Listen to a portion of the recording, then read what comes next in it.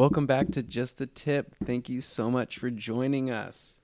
Today, we're going to talk about one of my favorite topics, money in relationships. And more importantly, we're going to talk about money as it pertains to debt, family, and marriage. So, Yay! I'm yay. so excited. Yeah, this was all brought on by like a 6 a.m. breakdown that I had the other day. So, this shit's going to be fun. I had to kiss Aisha goodbye in the bed while she was crying and say, I gotta catch my bus, babe. Yeah, there's nothing better than your partner breaking down, having like a legitimate emotional crying fit, and then you're like, but I actually have to walk out the door at this exact moment and leave you here in a puddle of tears. But don't worry, I fell back asleep within 2 minutes of him leaving. Yeah, I'm sure. Yeah.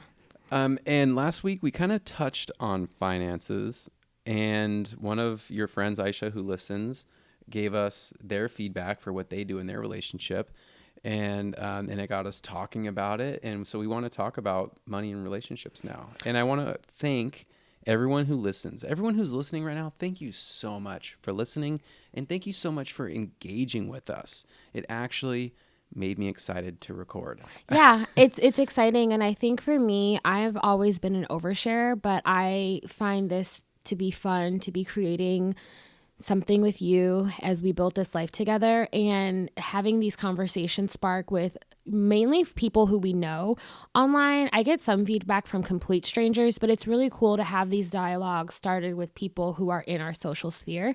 So I'm appreciative of that. The feedback that I got from a girlfriend who has been married for a couple of years, she was talking about how her and her husband approach finances in their marriage.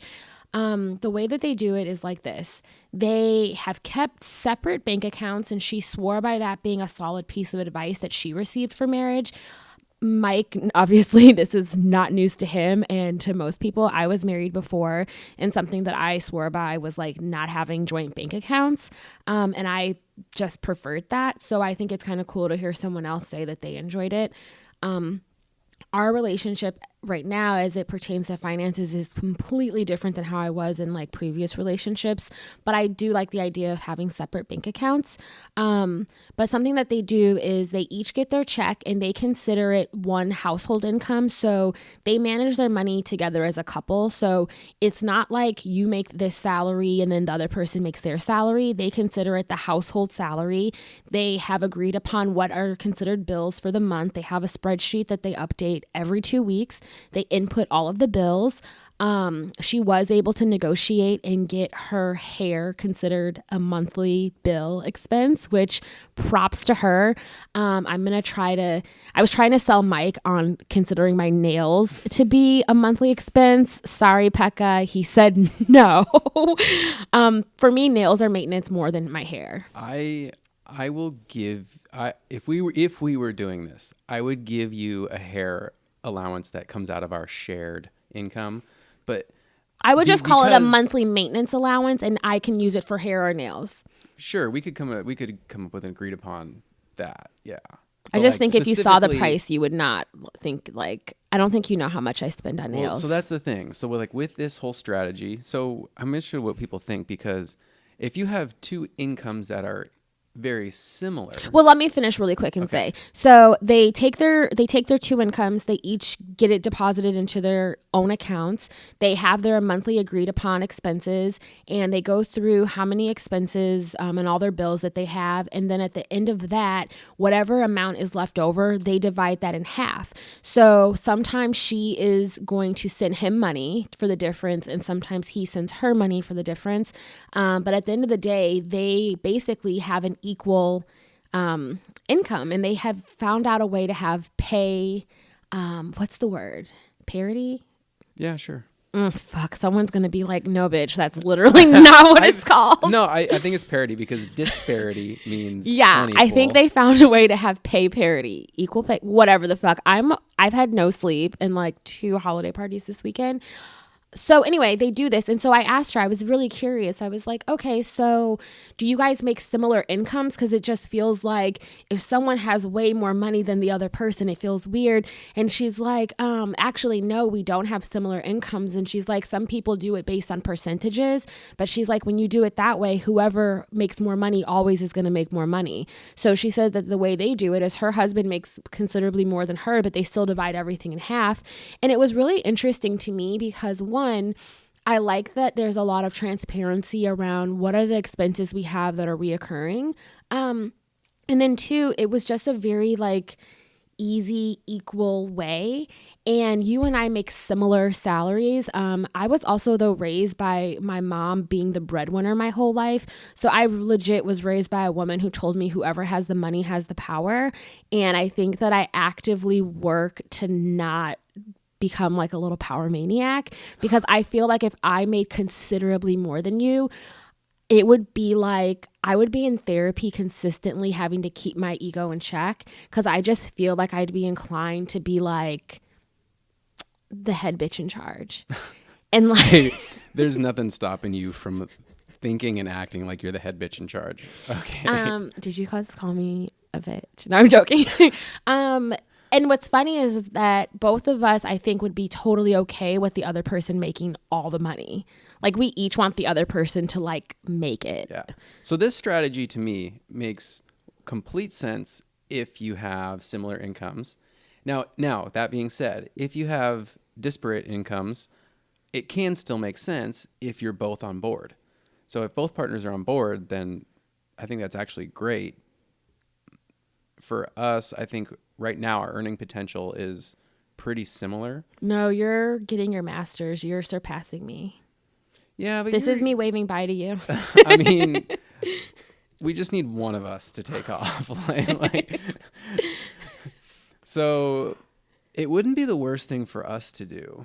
Yeah, it was interesting to me because they still, so with their separate money, she says that they will still go and do date nights and like her husband will still treat her to dinner. And so really you're still having separate money that's left over at the end of the day that you can do with it what you want, which is very interesting. And it's something that I never thought of approaching finances in a relationship like that. And so it was really cool. And it made me start thinking like, wow, what's the value to that? Are there any things with that you would see as being like a negative?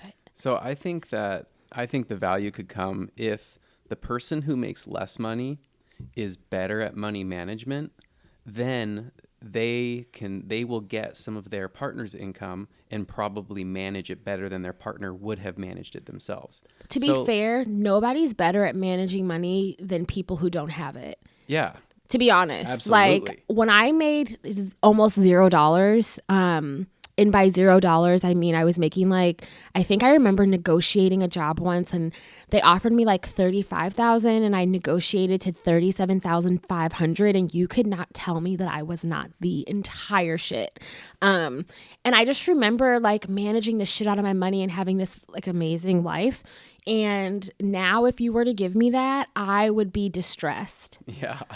Like severely distressed. And it's like, wow, you have to kind of remember as you make more, it's not getting caught up in the bullshit and acquiring additional stuff. But that's like another show. Yeah, lifestyle creep happens. So, okay, regarding this, I do think like if for us, for instance, if you made more money than me and we did this strategy, I would love it because I would just end up investing more money because that would get some of your income into my bucket. And I would invest more. And then I don't know what you would do with yours. Well, let's not think of hypotheticals of like, well, if you made more money, like we make almost, comparable salaries. So like if we were to take this now, kind of already being equal. I think you would have to set up a savings account as well, though. Because your monthly bills, you would have an agreed upon amount that you are going to be saving. Yeah, you can't have just one partner saving for when you're older and can't work. No, the savings is considered part of the monthly expenses. There's an agreed upon amount that you save. There's an agreed upon amount that goes towards bills. And then the rest is divided in half. So I think you have to just negotiate what are the bills. So like for your hair, we'd have to come to maintenance. We're calling it maintenance. Okay, your beauty maintenance. Yeah. Like, I'm calling it more like well-being maintenance. We'd have to come to a number. Beauty feels frivolous. Like we would have to negotiate on what that number is. I need to talk about this in therapy. I just said that calling it beauty felt frivolous, but like maybe I have some like shame around the fact that I spend money on beauty. Yeah, it's beauty. Yeah, okay. Don't be ashamed of it. Sorry, I'm like processing this on while we record. Yeah, I have beauty. I have beauty upkeep. Yeah, you do. And I understand that you do. So and then, but I mean, you like the way it looks too. Your gym costs. So then you'd have to, so you figure out which ones, what are considered bills and what are in your elective money spending. And I think that we would have I don't want to say we need a mediator for that, but I just already feel like so many things are like necessary that I can feel your asshole tightening up with the budget being like, so nope, tight. It's so tight. No, nothing could pass through. You can still buy that stuff, but it would come out of your. I know, but I don't think you realize that it is a bill. For you. No, it's like a not bill. For me. It's not my bill. So, it's your bill. So to tell you what we're doing as of right now. You don't just put every reoccurring cost in the bills category. No, baby cakes. But what I'm saying to you is that if there's something that's actual maintenance that is part of my self-care, my therapy is a bill. My things that are my wellness and like mental, emotional health are like bills. It's a different way of looking at it. Right. It's just a bill. Some of those things are legit that should come out of the shared pot. Some of them are elective that you choose to do. Like remember, the dentist will tell you that getting a filling that's porcelain is elective, but what they really want to give you is some silver bullshit. But like, just I don't think that the bar for what is, babe, we would just to be able to go to work, you do need to have your hair regularly maintained for sure. And my nails. I'm client facing at like travel. You get your nails done by by the most talented nail artist I've ever seen. Humble brag. You honestly, like, it's amazing, and I would never tell you not to do it. I would never ever do that. But I don't consider that a necessary bill. That's an elective thing that you get to do. You have disposable income that you have the luxury. You have the luxury of being able to get your nails done by the best artist of our generation. An innovator. You're getting your nails done by someone who innovates, who is innovating currently.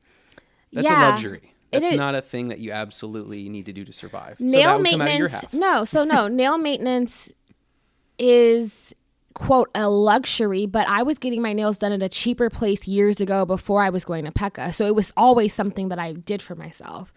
To offset that cost, I switched around some of my other maintenance, the schedule and frequency with which I was doing, because I was like, okay, if this is the money I'm going to spend on it, whatever. So the way that Mike and I are doing things currently is that we have our separate salaries, we have our separate bank accounts. We pretty much split things fairly evenly. Yeah, we split rent right down the middle. Yeah, we split almost all the other bills down the middle. For the first 3 years, basically, of us living together, which we're coming up on our 3rd anniversary, I was like just paying Netflix, paying some other stuff, not because he said that he wouldn't do it. Yeah, I said I would pay half the day we moved in together. Right. It just felt like, this is like trivial. I'll just do it. And then I did the math and I was shortchanging myself like money every month. And when I times that by 36 months, I was like, how much was it? It was like $2,000, $2,000 or something. And I was like, holy shit, this adds up. So anyway, I've started invoicing him via Venmo monthly for his half of all of the luxury expenses that we have, like Hulu, Netflix, Spotify Premium. Did you just gasp? Yeah, because now you'll finally tell me the Hulu password. Oh, I don't even know it. Okay, well, it's logged into my phone now. Okay, whatever. So we pretty much split things evenly. Yeah. You pay for food. I would say you may pay for food 60 versus 40. 70-30. Yeah. Sorry. Yeah, go like 75-25, around there, but okay. 70-30. Okay, sure.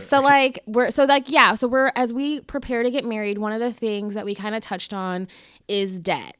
And the importance of not going into our marriage with avoidable debt and with getting our personal debt under control. And by under control, that's me, because Mike had no debt. And he understands the place of privilege that he came from, having the opportunity to pay his way through school. And he did things and he worked hard so that he didn't accumulate debt. I think debt's probably one of your only fears. Debt, Debt and children. like, I'm not scared of heights whatsoever. No, you have the disease where you're not scared of things. Yeah, I have like that disease. I have that illness where heights do not scare me at all. Like, I should be scared of some heights, but for some reason I'm not. But debt, oh my God. And if like in kids. Debt and kids. But that's like a different episode as well. So we made it a point to talk about debt, and I put together a plan of how I was going to get my debt together. And this was a conversation we had at least 2 years ago, if not more. But basically, I'm in the thick of it and I'm at the end of it. My goal was by the end of this year to have all my credit card debt paid off. Going into next year, it would really just be some lingering stuff with the IRS. Isn't that fun? But that'll be finished in February. And then just having student loans, which fuck me. But guess what? If you're listening to this podcast, you probably have them too. So fuck us. Yeah. So I'm in the thick of paying off my debt. If for anyone who's paid off debt, you really I'm running out of my beauty products. And I know this sounds so trivial, but it makes me feel a certain way that my Tatcha essence water is out and I haven't replaced it. And I'm only replacing things as it runs out. I know that someone is cringing. Maybe I'm just living within my means, but it just feels like a crunch because all my extra money, the majority of my extra money is going towards debt and I'm in the end of it. And so anyway, my mortgage that I got into a mortgage that was not the best type of mortgage back when everyone was getting mortgages handed out to them. And so I've been a property owner for 15 years or so. Anyway, I have an ARM mortgage, which is not great, but then my interest rate went up. So it made the payment go up. I rent my home out. And so it's a family situation with family renting from me. The payment is going up $100. And it's causing this level of stress, having family that are on a fixed income and then feeling as though I have this obligation. And so I don't really know how many people openly talk about the financial obligations they have to their family, especially aging family members, having your parents in their 60s or older. And so I go back and forth between feeling obligated to help them, maybe by overextending myself, if I'm being honest. I think that if I'm being realistic about it, it's easy to say I actually don't have this to give, but then you see yourself spend money on this or spend money on that. And it's well, shit, should this money be going to help my family? Something that Mike said to me that was really helpful for me in being a little less emotional about it was that you can't put yourself in a position to offer something because once you do, it's not sustainable and you're locked into doing that. And ultimately you can't do that. But I have so many friends I know who help their parents to varying degrees and it's just the reality of their lives. So I'm in this place right now where I'm torn between the stress of having parents who are on this fixed income and getting older. And I think I have more earning potential than my parents in their fucking 60s. So Mike's in a different situation where your parents are, I would say more, they're not on a fixed income. Your parents are still working. My mom they're both still working. They're both still working. I have one parent who's working. One was forced into early retirement. So there is a fixed income in this situation. And so for you, can you share what your experience has been like with finances and parents who are getting older? Well, thankfully, right now, both my parents are still working. We did a deep dive with my mom because she's actually in a position to plan for retirement. And it's been helpful to have, she brought me and my sister in, and we all talked about it and looked over her situation with our friend who's a financial planner. If you need a great financial planner, I got a person for you. So we looked it over. We have a plan for her. My dad. How open was your mom to meeting with a financial planner? I mean, I think it took a while for her to get around to well, I don't fucking know. I think she was open to it, but money is not something we talked about. Growing up with my mom, money is not something we ever talked about. It was a taboo subject. Mm-hmm. And with my dad, he doesn't even understand. He's like, what's retirement? So Well, for me, knowing your father, I don't think it's like he doesn't understand. I think that your dad potentially has his own feelings around aging. And I he think the thinks that idea he's of, gonna. I think the idea of aging is like I'm never not going to be able to work. Yeah, he doesn't understand that there's going to be a day where he can't earn his monthly income. And so I have no idea what we'll do when inevitably one day he can't earn money anymore. Well, the issue with your dad that we struggle with, I would say, is him not having insurance. And we have like 3 parents with insurance, 1 without. Mm-hmm. And then we have 2 financially stable parents, and then 2 who are on a more fixed income. So we have these differing things, but we have healthy parents who are loving parents, supportive parents. They're independent at the moment. Fiercely independent. Yeah. And I mean, I really feel for people who they're in the stage of life where their parents are no longer independent. I really. And you've like, cared for people who are no longer independent. Yeah, I mean that is a source of stress, which is also a source of it's another financial obligation to pay for care. Oh, I mean, care. Oh, to pay for care for someone is nuts. Yeah, it's so expensive. So is there like a support group for people in their 30s who are worried about people whose parents can still kind of care for themselves, but it's now becoming like, okay, so we don't have kids. And so I feel like I needed to have kids in my 20s when I was more delusional and didn't have my parents becoming a responsibility, because like having my parents want grandkids so bad, and then I'm looking at how much they still can cost. Like, I don't have money for this. Like, where does this fucking money come from? So one thing was, so my grandma is going to outlive her money. She's in a nursing home and is going to outlive her money. And that's a source, I can already see that's been a source of stress for all of her kids, because they don't know what does that even mean for them. Yeah. You know, and getting her onto like government type health insurance, and will she be able to stay in the nursing home? Will they have to move her? I mean, that's, thankfully she does have kids that live in the same area as her. Yeah. But they're in Iowa. There's nothing like we can do immediately. So something that helped me when Mike and I started having these like very honest conversations, I think that first we started talking about debt, because that's what is in both of our control as we are going to get married. But then next was talking about family. And so when we were down visiting my family, we had a beautiful conversation with them where we were able to sit down and have a very candid, honest conversation. And I think it took a few years to get to the place where everyone was comfortable and able to have it.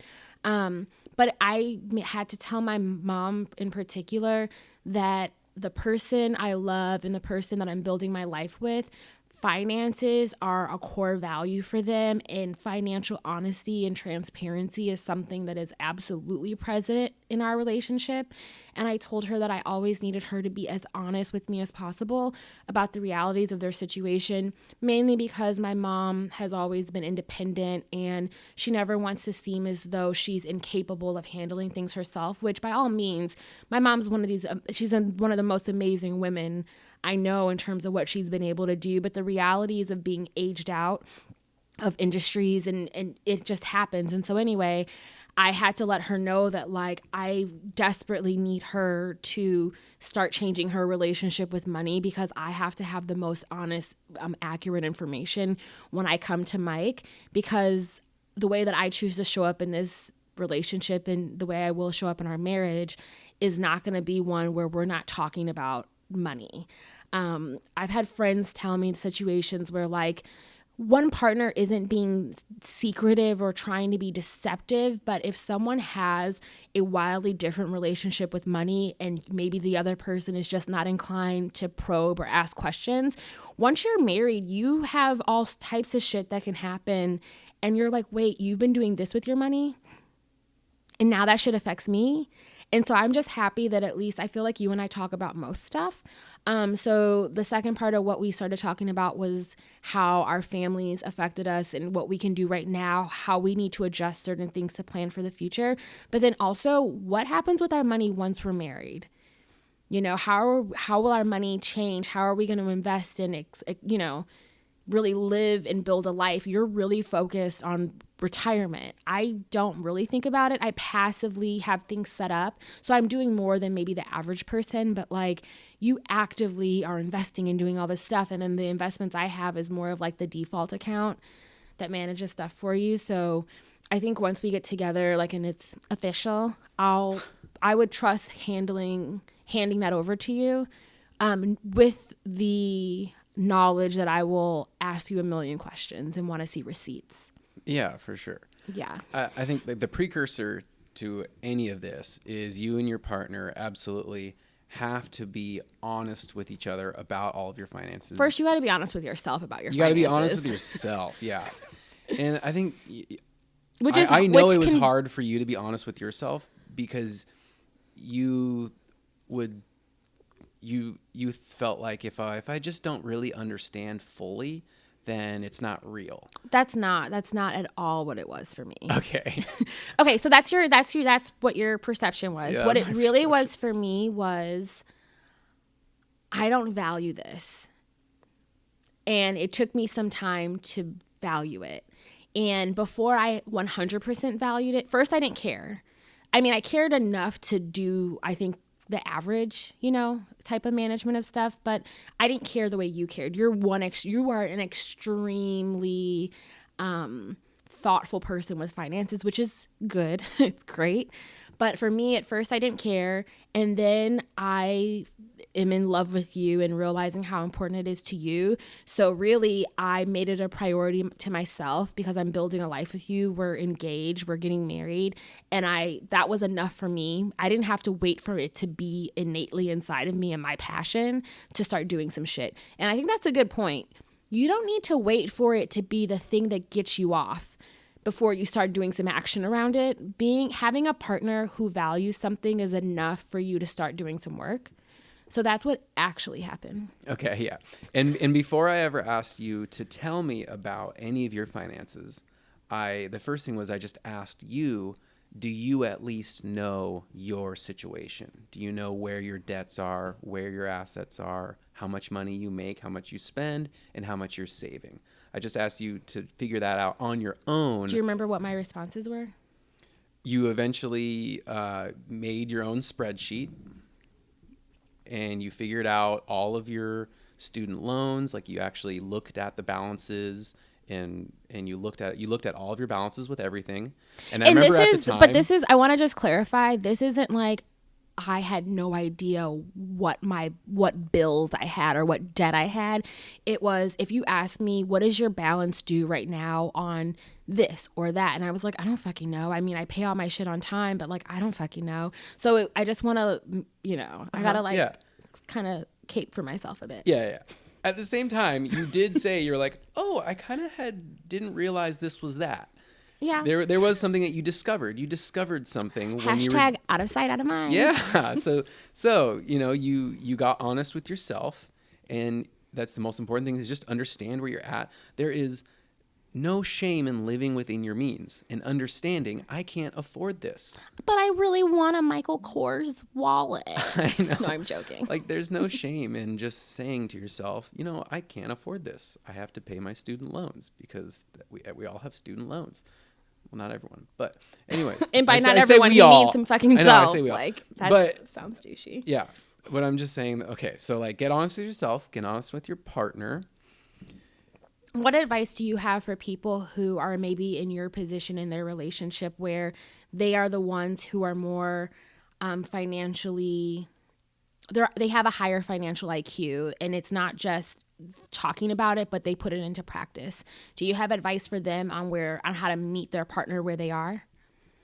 Well, my one thing I would say is talk to them before you get married. Like, if you are not married yet, please have a real conversation about your finances with a professional person, maybe just to kind of go over that. But if you're already locked down and you're in the situation, what advice do you have? Isn't that okay? So like, be honest with yourself, be honest with your partner, and then you do have to talk about it. And there's certain things that are kind of universal. Yes, this is a good idea to do. One of the greatest things you can do is contribute as much as you reasonably can to your work-sponsored 401k or 403b. Usually your work's going to match that with a certain percentage.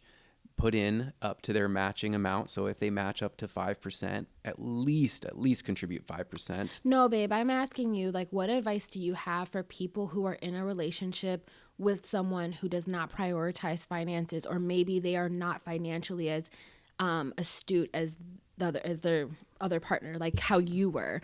Do you have advice for them on patience or on how to talk to their partner, or things they can do that is like loving support? Finances are emotional for a lot of people, and our conversations took place over years. Yeah, years. So with our situation, you have changed your attitude, and you've shown we've talked about, so with someone, you should have measurable goals. So the measurable goal is, the first one was know for yourself where you're at. The second goal was, hey, can you tell me where you're at? And then the next goal is, can you set up your own plan to get yourself out of consumer debt? Great. Okay. And then you're almost done with that plan. Then the next goal will be, okay, what's your plan to tackle your student loans? So like measurable steps, have them be held accountable. And if they can't be held accountable for their own measurable steps, then we don't have to do this because I trust you and you are following through. And this isn't the best option, but to take control of that person's bills and give them an allowance. Like if they can't. I'm cringing. It makes me cringe to hear it, because I would just throw the whole relationship away. But I guess you should. I don't know. I'm not trying to build a fucking real ass life with someone who can't manage $1. I'm sorry. I've seen relationships fall apart because of money. And so if you want to take Mike's advice and take control of the situation and pay that person and handle all their money and pay their bills and do all that shit, just know there's no judgment in doing that, but you are signing up to do that shit until the day you die. You are. And you are going to never have a moment of you're going to be stressed out because it's the pressure of saying, if I don't do this, this won't get done. And unless you're like an accountant or CPA, you're literally taking on a new job. I think you need a partner who shows you that they are capable of getting it to fucking together. You do, but the reality is not everyone can be trusted. I'm having a physical response right now. I feel like my fucking face is going to melt. Do you agree with Mike? Do you think that you should just be the one that takes control of the relationship finances? Or do you agree with me and you should just throw this whole fucking shit away? Who wants to marry someone who can't manage their money and can't, over the course of a relationship in a courting phase, show you that they can make progress? And I'm gonna pull your card right now. There is no fucking way that you would have proposed to me and that you would be marrying me if I had not shown you that I was capable of making progress.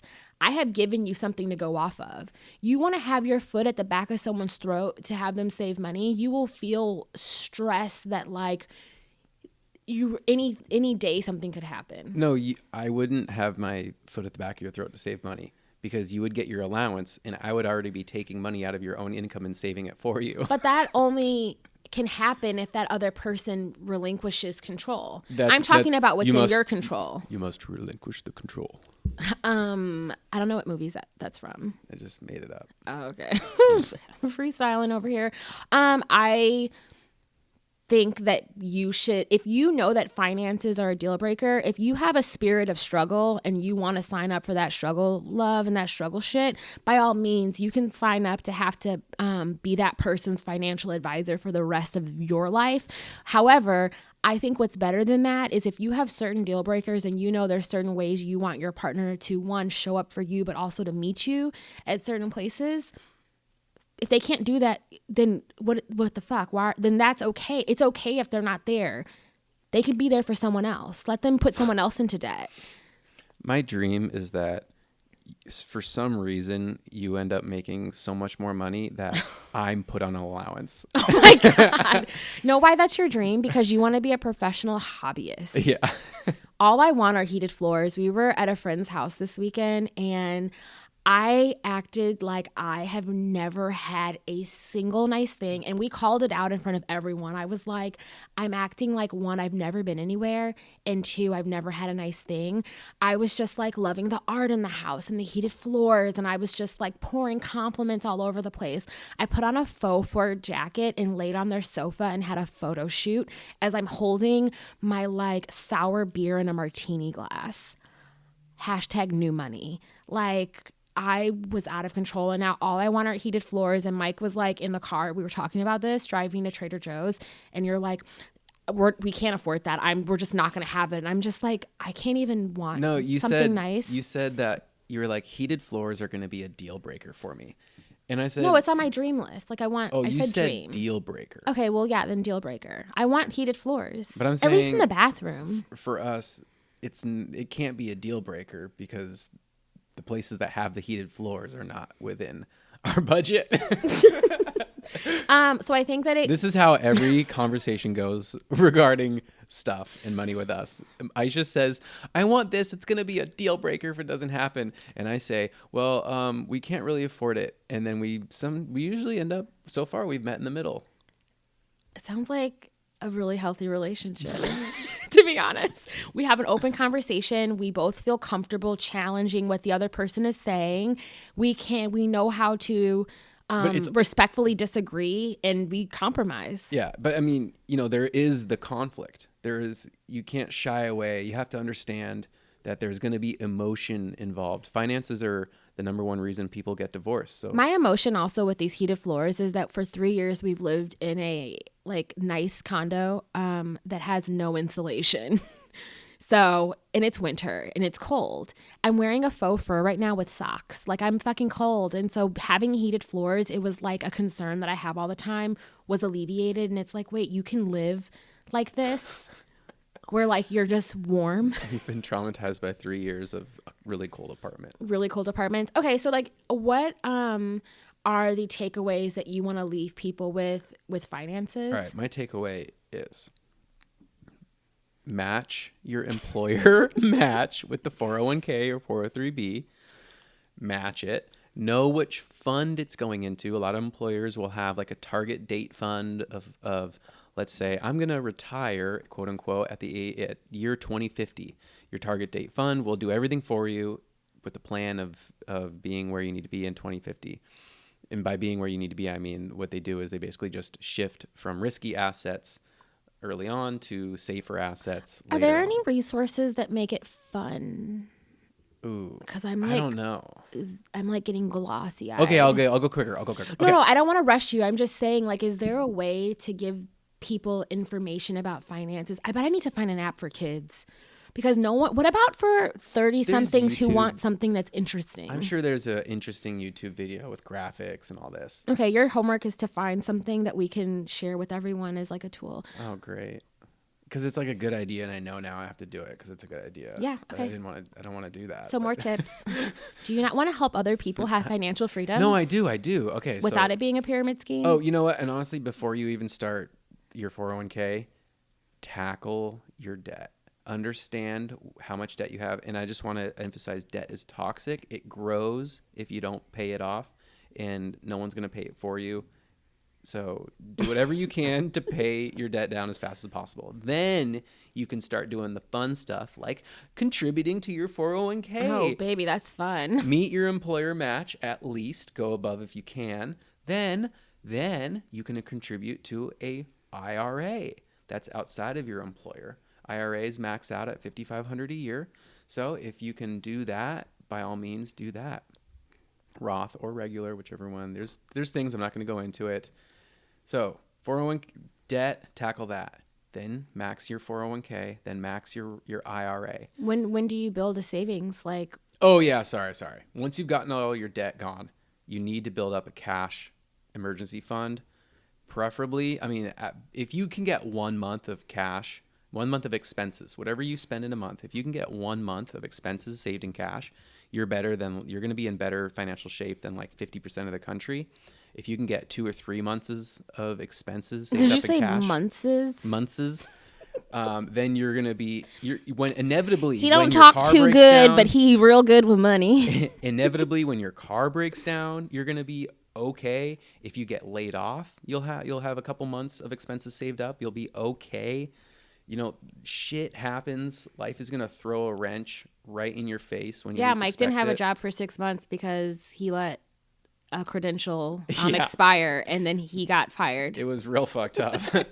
And thankfully, I had expenses. I had a few months of expenses saved up, so I didn't have to struggle. So Yeah. pay out, tackle the debt, get a cash emergency fund. Okay, and then what's your advice for how that person can just like your top takeaways for being in a relationship, translating that into your relationship, because that's all personal. Then in a relationship, you have to talk about it. You have to be honest with each other. You have to talk about it, and you have to have shared goals that you hold each other accountable for. Yeah, that's good. I'm on the other end of the spectrum than Mike, so I would say the thing that helped me the most was one, knowing that I was like when I was hitting my limit with talking about finances with him, and when being able to articulate that it was becoming a little emotional for me and I needed a break. And him knowing that early on, he was able to respect when I hit my limit, but knowing that I would always circle back and talk about it. Two is really just taking the time to sit down and take stock of all of your debt if you have debt, and knowing all of your monthly expenses that you have. I think it was easy for me not to pay attention to Hulu and Netflix and Audible and all this shit that comes out that's, $20 or less, and it's random times of the month. So really getting a hold on that was good for me as well. And just having the information where I was able to know for myself but present it to him. And it's really hard when you're in the presence of better information to not make a better decision. So that's what I did for myself. And what else will we leave you all with? Our last tip Last tip of the day is has nothing to do with finances. Yeah, nothing to do with finances. So I realized the easiest, simplest lift that you could do that might help someone be seen is change your email signature. Below your name, put your preferred pronoun. It takes 30 seconds to change your email signature. Put whatever your preferred pronoun is. One day someone might see it, feel seen. It's the simplest thing you could possibly do. My tip is going to be, don't fucking come for me and argue with me about Megan Thee Stallion being fucking valid and an artist of the year. I got into this debate with someone last night, and I was just like, they came with this tired, toxic masculinity perspective of like, oh, the way that she raps, it's kind of sad that she has to be so raunchy to be, taken seriously. She feels like she has to rap like a man to be taken seriously. And after I was like all ragey eyed, I just went in on them, just letting them know, like, are you fucking kidding me? And broke it down to them why it's not just a hot girl summer, it's a hot girl fall, and she's been amazing and she's the goddess. So yeah, that's my tip. Big old freak. Big booty, big old treat. This dude also said that he couldn't relate to Megan Thee Stallion because he felt he couldn't sing along with the lyrics.